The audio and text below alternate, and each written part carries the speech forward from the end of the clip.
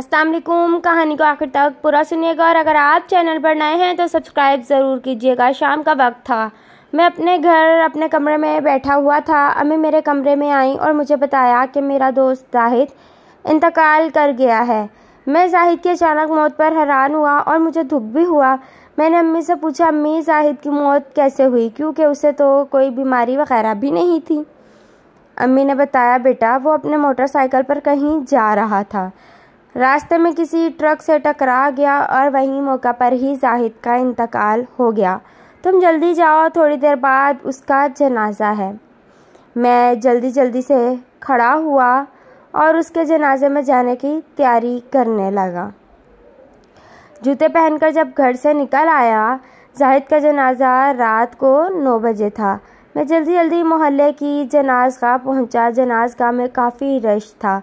जाहिद के घर वाले उसकी अचानक मौत पर रो रहे थे। मुझे भी जाहिद की यूँ अचानक मौत पर काफ़ी दुख था। जनाजे के बाद बहुत सारे लोग अपने घरों को चले गए। यकीन चूँकि जाहिद मेरा करीबी दोस्त था, इसलिए मैं लाश को दफनाने के लिए कब्रिस्तान भी गया था। कब्रिस्तान में कुल मिलाकर 20-30 लोग थे, जो कि जाहिद के घर वाले थे और कुछ करीबी रिश्तेदार भी थे।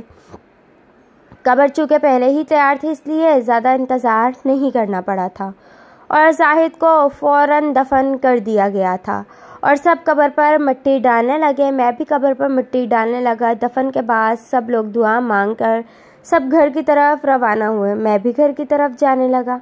उस वक्त रात के 1 बज रहा था। चलते चलते मेरा पाँव एक कब्र से टकरा गया और मुझे ठोकर लगी। मैं वहीं उस कब्र के पास गिर गया। फिर कपड़े झाड़कर खड़ा हुआ और घर की तरफ जाने लगा। उस वक्त कब्रिस्तान बिल्कुल सुनसान था और हर तरफ अंधेरा ही अंधेरा था और मैं अंधेरे में चलता हुआ जा रहा था। चूँकि हमारे इलाके का कब्रिस्तान काफ़ी बड़ा था, इसलिए कब्रिस्तान से निकलने के लिए भी काफ़ी वक्त लग जाता था। कब्रिस्तान में कांटेदार झाड़ियाँ और पत्थर पड़े थे। मैंने सोचा मोबाइल की टॉर्च जलाकर चलता हूँ, उससे रोशनी होगी और रास्ता देखने में भी आसानी होगी। लेकिन मैंने जैसे ही मोबाइल निकालने के लिए जेब में हाथ डाला तो मुझे हैरानगी हुई। मोबाइल जेब में नहीं था। मैंने सारी जेबें देख ली, लेकिन मोबाइल कहीं भी नहीं मिला। मैं हैरान था, आखिर मोबाइल कहाँ गया, क्योंकि मैं घर से मोबाइल लेकर निकला था। मुझे परेशानी होने लगी। फिर मुझे याद आया जब कब्र के पास मुझे ठोकर लगी और मैं गिर गया, शायद मोबाइल वहीं मेरे जेब से गिर गया हो। ये ख्याल आते ही मैं फ़ौरन वापस उस जगह जाने लगा जहाँ मैं गिरा था। यकीनन मेरा मोबाइल भी वहीं गिर गया होगा। मैं तेज़ी से तकरीबन भागते हुए उस कब्र के पास पहुँचा जहाँ ठोकर खाकर मैं गिरा था। उस कब्र के पास पहुंचकर मैंने अपना मोबाइल को ढूंढना शुरू किया और थोड़ी ही देर में मुझे मेरा मोबाइल मिल गया। मैंने खुदा का शुक्र अदा किया। मैं मोबाइल उठाकर वापस घर की तरफ जाने लगा, लेकिन अचानक मेरी नज़र 3 खूबसूरत लड़कियों पर पड़ी, जो दूर मुझे कब्रिस्तान के पास चलती हुई नज़र आईं। वो लड़कियां बहुत खूबसूरत और मॉडर्न थी और चलते हुए जाहिद के कब्र की तरफ आ रही थी। मैं वहीं उस कब्र के पास बैठकर उन लड़कियों को देखने लगा और सोचने लगा कि ये इतनी रात को कहाँ जा रही हैं और उन लड़कियों का कब्रिस्तान में क्या काम। फिर मैंने देखा क्या काम है कब्रिस्तान में, क्या काम है। फिर मैंने देखा वह सब लड़कियां चलती हुई जाहिद के कब्र के पास आकर रुक गई। मैं वहीं बैठा गौर से उन्हें देख रहा था। उन लड़कियों ने चोर नज़रों से इधर उधर देखा। उस वक्त कब्रिस्तान सुनसान था। मैं उन लड़कियों से छुपकर काफ़ी फासले पर बैठा था, इसलिए वो मुझे न देख सकीं। फिर वो लड़कियां जाहिद की कब्र के पास बैठ गई। मैं हैरान हुआ वो जाहिद की कब्र के पास क्या कर रही थी। फिर मेरी आंखों ने एक अजीबोगरीब मंजर देखा। उन सब लड़कियों ने एक बेलचा उठाया और जाहिद की कब्र को खोदना शुरू कर दिया। मैं दूर बैठा ये सारा मंजर देख रहा था। वो तीनों लड़कियां जाहिद की कब्र से मिट्टी हटा रही थीं। मैं जानता था वो जो भी कर रही हैं गलत कर रही हैं, लेकिन मैं उनको देखकर इतना हैरान और सदमे में था कि मेरे पास इतनी हिम्मत ही नहीं हुई कि उनके पास जाकर उन्हें रोकता। और मैं हैरान भी था कि वो आखिर जाहिद की कब्र को क्यों खोद रही हैं। फिर उन लड़कियों ने जाहिद की कब्र पर से मिट्टी हटा ली और उन तीनों ने मिलकर जाहिद की लाश कब्र से बाहर निकाली। मेरी आंखें खौफ से फैल गईं। जाने वो क्या करने वाली थीं।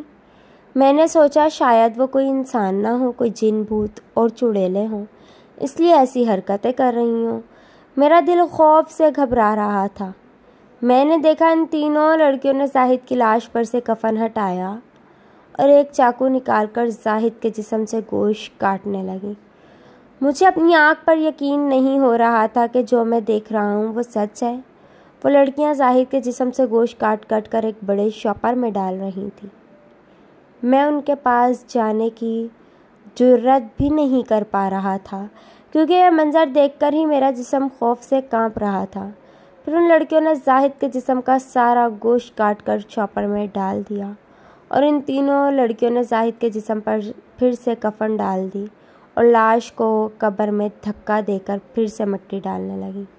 और इन तीनों ने कब्र को बिल्कुल वैसे बंद कर दिया जैसे पहले बंद थी। फिर इन लड़कियों ने वो गोश्त वाला शॉपर उठाया और खड़ी हुई। मैंने गौर से इन लड़कियों के पैरों को देखा। उनके पैर इंसानों की तरह सीधे थे।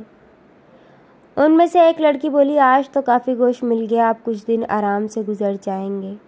वह लड़की उर्दू में बात कर रही थी और उनके पैर भी सीधे थे। उसका मतलब वो कोई जिन या चुड़ैल तो नहीं थी, वो इंसान थी। लेकिन कोई इंसान ऐसी हरकतें क्यों कर रहा था।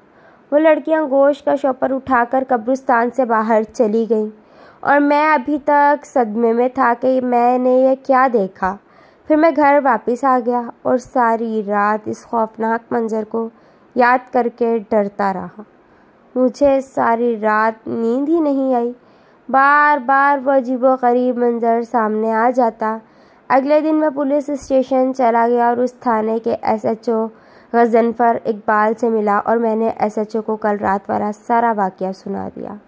मेरी बात सुनकर SHO हैरान रह गए। उन्हें मेरी बात का यकीन नहीं आया। फिर उन्होंने कहा कि हम आज रात कब्रिस्तान चलकर देखते हैं कि तुम क्या सच कह रहे हो या झूठ। मैंने कहा, नहीं सर, आज रात नहीं जाएंगे।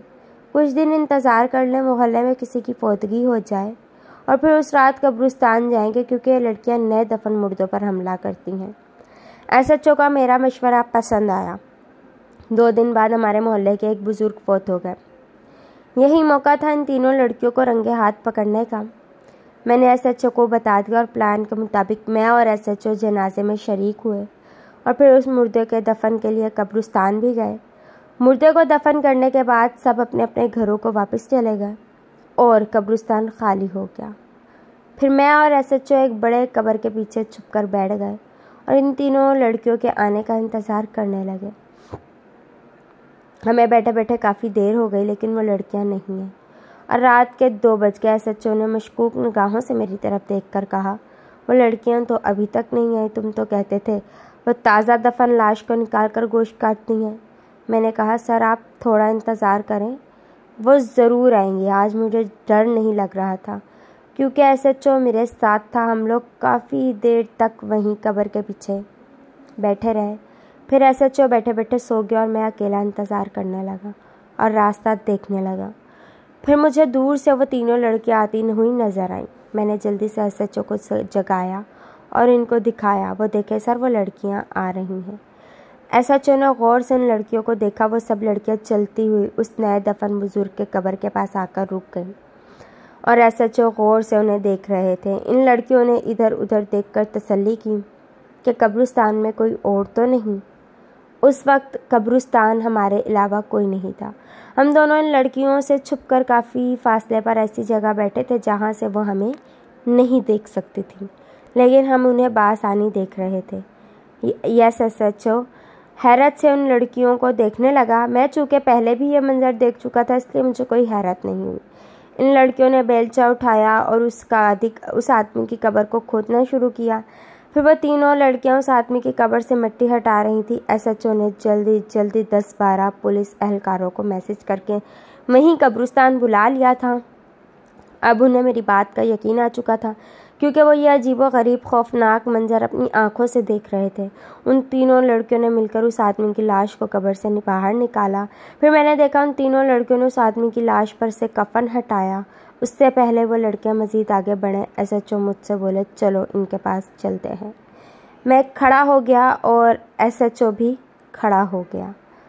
एसएचओ ने पिस्तौल हाथ में ली और मैं एसएचओ के पीछे पीछे चलता हुआ इन लड़कियों के पास जाने लगा और हम चलते चलते इन लड़कियों के पास पहुंच गए। वो लड़कियां हमें अचानक वहां देखकर खौफजदा हो गई। एसएचओ गुस्से से बोला, खबरदार, जो ज़रा भी होशियारी दिखाई तुम लोग अब पुलिस की हिरासत में हो। वो लड़कियां डर गईं क्योंकि वो रंगे हाथों पकड़ी जा चुकी थी। फिर अचानक उन लड़कियों ने तेज़ी से भागना शुरू कर दिया। मैं और एसएचओ उनके पीछे पीछे भागते गए। पीछे पीछे भागते हुए सामने से बाकी के पुलिस एहलकार भी आ गए। उन एहलकारों ने इन तीनों लड़कियों को पकड़ लिया। एसएचओ ने एक ज़ोरदार थप्पड़ एक लड़की को मारकर कहा, शर्म नहीं आती तुम लोगों को ये सब करते हुए? क्यों करती हो ये घटिया हरकत?